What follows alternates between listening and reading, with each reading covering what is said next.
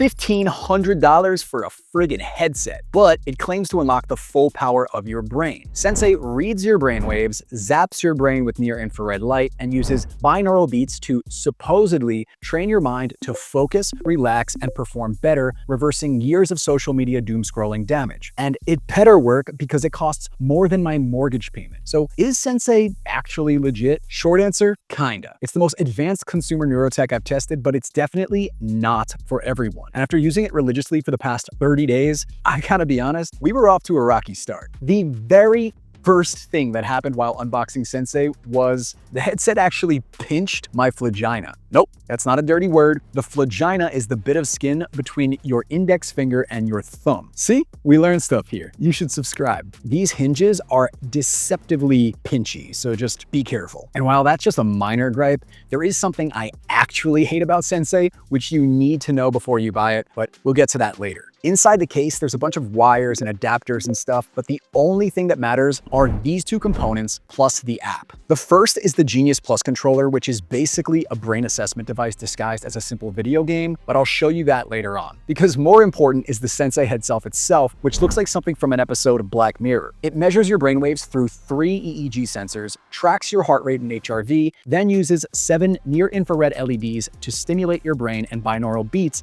to keep you in the zone. Basically, read your brain, train your brain, light zap your brain for extra juice. Despite looking complicated, getting started is pretty simple. Although I'll admit I did have a really hard time getting a good read on the sensors initially. Like I was actually getting frustrated enough that I almost returned my Sensei and gave up on this video idea entirely. But eventually I realized it was a little bit of a skill issue on my part. You're gonna want to wet the EEG sensors with a few drops of water using the provided applicator brush, and you definitely want to part your hair down the middle to improve contact with the scalp. For people with short hair like me, this can be a little bit of a hassle, so I try to time my Sensei sessions for right after my morning shower, so it's easier to comb my hair out of the way. I do hate how dorky this makes me look, but I guess it's unavoidable. If you still can't get a good connection, just try to wiggle it around a little bit, like nestle it in place is the word they use, to try to find the sweet spot, and try to hold as still as possible during the calibration process, because once you get past that, it's usually you're in the clear. When you start up the app, it feels almost like a video game. Sensei's narrator, instructor thing kind of reminds me of Cortana from the first Halo game. Maybe it's just the purple branding and the space theme, I don't know, but the developers did do a really good job of gamifying meditation and focus training. In the training section of the app, there are different planets you'll visit to exercise your brain in different ways and collect resources. The first planet you can visit is called Calm Heart, and this one uses biosignals from your heart to guide your personalized breath rate and help your brain switch gears from jittery or stressed to calm and focused. Basically like biofeedback informed breathwork. So with regular training, you'll start to unlock more planets like Calm for relaxing or winding down before bed, and Focus to enhance your ability to direct your attention and enhance your working memory. I actually really like this system of unlocking new planets because it really does tap into that dopamine craving part of your brain and gives you something to work toward, rewarding your consistency and introducing new exercises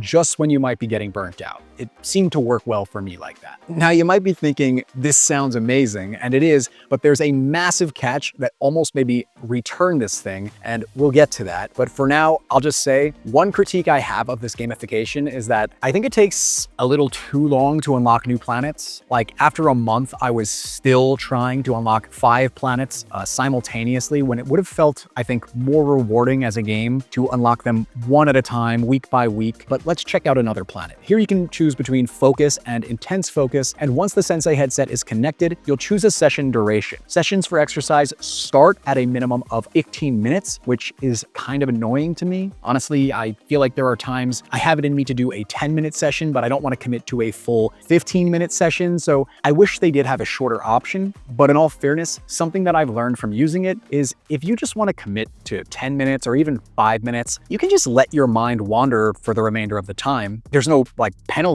for that, you know? Meditation and brain training isn't about perfection. You getting bored and your mind wandering is part of the process. So just embrace it. And if you decide to watch TV for the last 5 minutes, I give you permission. But I also think it's important to just intentionally let ourselves be bored sometimes. I know for myself, I feel like a lot of other people out there, we're also addicted to nonstop stimulation that we've become unnaturally uncomfortable with boredom itself. So the fact that I resist meditating for 15 minutes just shows that people like me probably need it the most. Rant over. But here's where I have a tremendous compliment to give Sensei. In these focus trainings, the sensors and brainwave data are not just accurate, they are overwhelmingly and obviously accurate. After spending many hours meditating with this headset and others, I feel very confident saying this. So with focus training, I usually focus my eyes somewhere on the screen, but try to direct my attention toward nothing but the sound of the chimes that play when you're focusing successfully. And when I'm locked in and doing this right, the screen is clear and the chimes are playing almost nonstop. But as soon as my focus slips, without fail,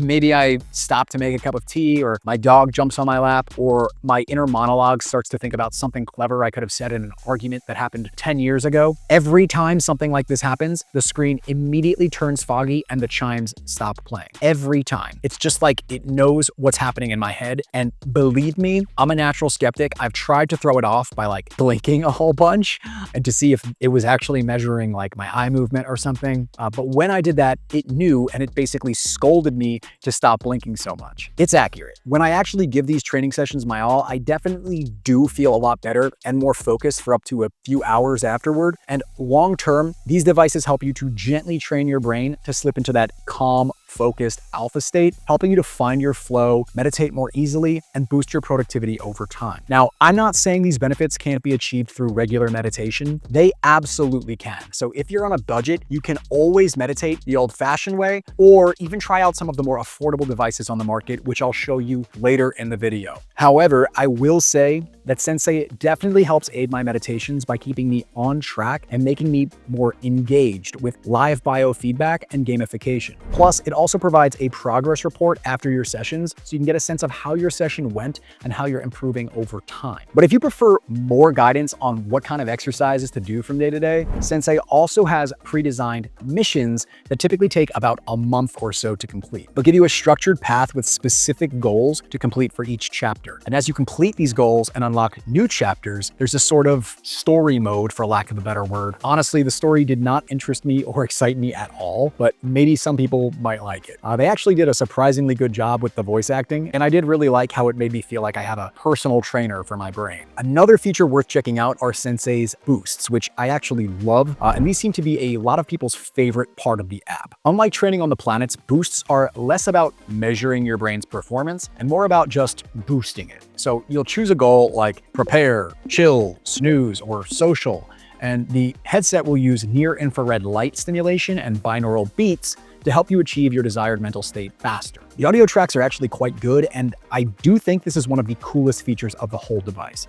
They actually do amp me up and help me get in the right headspace to feel more positive and to enter flow state more easily to get more work done. Every few weeks or so, Sensei will suggest that you take an assessment, which is where that Genius Pulse controller from earlier comes in. Don't expect much. It's basically a shitty Game Boy where fun is concerned, but it has you play this little mini game where it flashes different arrows and has you push one of two buttons on the side that correlates with where the middle arrow is pointing, and it tries to trick you sometimes. And doing this, it's measuring a bunch of factors like your reaction time, accuracy, and even measuring your brain waves to see how quickly you recognize that you've made a mistake down to the millisecond. I'm not going to say it's fun, but it is an effective way to keep track of the real measurable cognitive improvements your training brings over time. But as cool as Sensei is, a smart subscriber like you knows damn well that I'm going to be extremely critical of anything that comes with a $1,500 price tag. And honestly, the hardware price I can defend. Getting this kind of brainwave data from a lab would cost way more,